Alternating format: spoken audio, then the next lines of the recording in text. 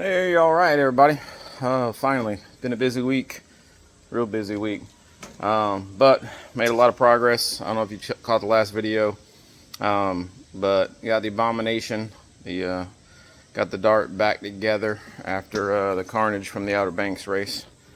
If you did catch that, I think I walked around and showed everybody stuff that broke. But we got some brand new lower control arms in from Tory Shellhammer, STR chassis and fab.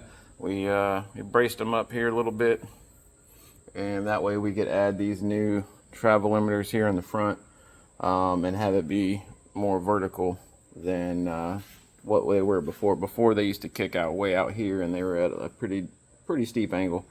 Not these travel limiters. I had like the poor, chain and bolt setup.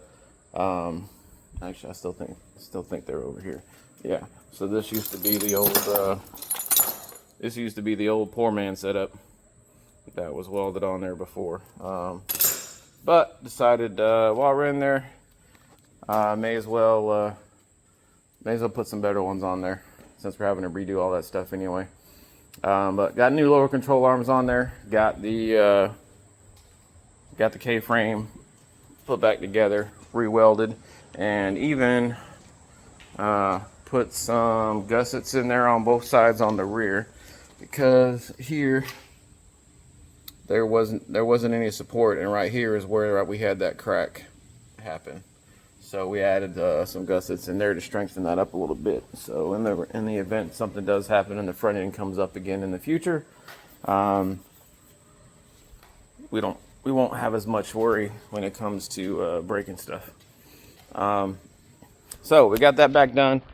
We did a lot of work on the rear of the car. As y'all know, we've been talking about doing drag and drives, more lengthy drag and drives. So we did some fab work in the back for the trailer. We have my little drag and drive trailer here, which is from same decade as the Dart, funny enough. But we're gonna get this thing cleaned up. It's a little 4x6 enclosed, not nothing crazy, something easily enough hauled behind the Dart. Now that we built the trailer here set up for it, thankfully. Used to be like an old softball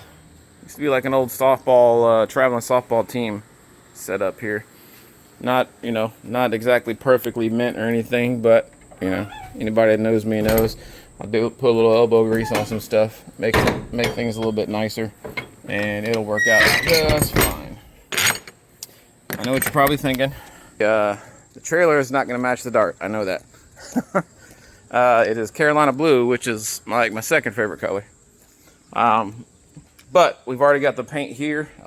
Should be dropping that thing off to a buddy of mine soon. He's going to do some repair work on the outside where that fiberglass is cracked, and then get it painted red to match the Dart.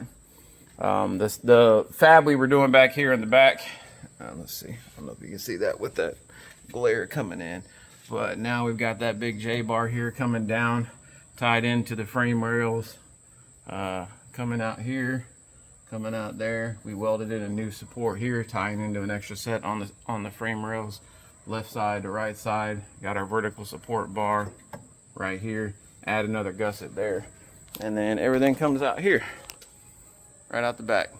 So we got that going on there now. Excited to get that thing hooked up and get it towed around. I think tomorrow night maybe. They got a little local cruise in right up the street. I may hook that thing up, and as long as weather's nice and I don't get too damn busy working on other people's stuff, take the trailer out and tow it around for the first little maiden voyage.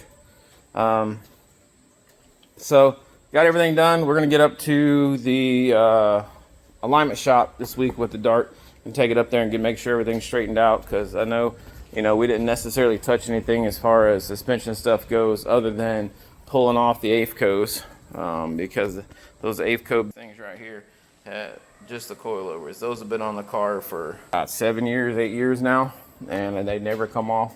So right now I've got a set of QA1s in the front and Stranges in the back, just to be placeholders for now. The AFCOs are coming off, and they're going to go down to Ion Suspensions down in Fayetteville, North Carolina area. and he's going to overhaul them, rebuild them for me, make sure they're good to go. So we're going to put these 300-pound springs on there, and the 250s, because the 250s have been on there basically since the coilovers went on there, and the 150s on the back have been on there for a long time. So probably just going to get a fresh set of 150s for the back, and then have a full ready spare set to take with me in the drag and drive trailer just in case. And then kind of have them pre-dialed in and pre-set up. That way I can just do one-for-one swaps if something were to go on. Or, you know, if the toe in the trailer started to be a pain, I could put a stiffer spring on the spare set and use that for hauling, and then just switch them out when I get to the track. But that's going to be lessons learned for another day. But yeah, going to get the alignment done. And then want to say we'll be testing, should be down at Outer Banks Dragway on August 9th still. For the get down and lay down event, and then August 16th Custom Tees Motorsports Park for a CVA boys shootout. After that, I want to say I don't really have any other big events planned until September 5th through the 7th, which is the drag and drive, the Drop the Hammer drag and drive down North Carolina, and then September 20th at Roxborough, North Carolina for the CVA boys. And then October 25th at VMP Dinwiddie to close out the CVA boys season.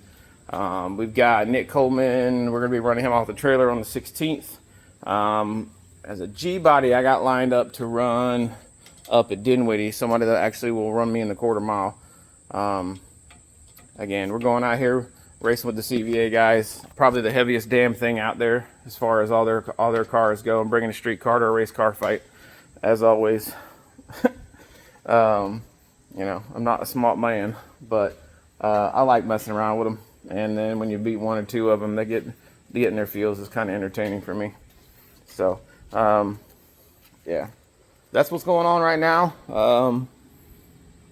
And other than that, if we do happen to sneak into FL2K, we might throw another October event in there. I haven't gotten a call or email, and I'm still waiting to hear back from somebody on whether or not they're going to let me get their spot.